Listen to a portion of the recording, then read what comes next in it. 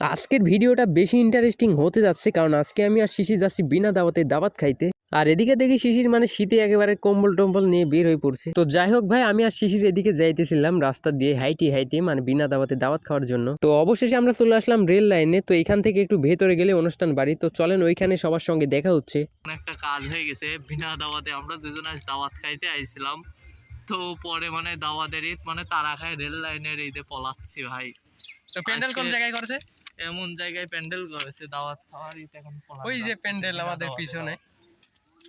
কি আর বলবো রে ভাই, দুঃখের কথা, এদিকে আমরা বিনা দাওয়াতে দাওয়াত খাইতে আইছিলাম আর এদিকে আমাদের যে জোরে তারা মারছে, আমরা রেল লাইনের উপর উঠে গেছি দৌড়াতে দৌড়াতে। আচ্ছা এখন আমরা বিনা দাওয়াতে তো দাওয়াত খাইতে পারিনি। তো সামনে আছে মুড়ির দোকান, আছে মুড়ি খাবো আর পাখি দেখবো আমরা দুই ভাই। পাখি মানে কিসের পাখি? ওই গ্রাইসরা ঠিকই বুঝতে পারছে কি পাখি।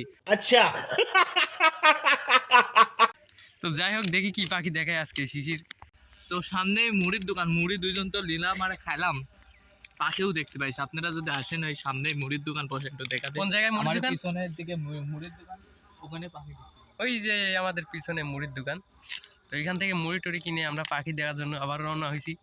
তো দেখি শিশিরের অনুভূতি কেমন। আমরা শিশির কাছে যাই, দেখি শিশির কি বলে।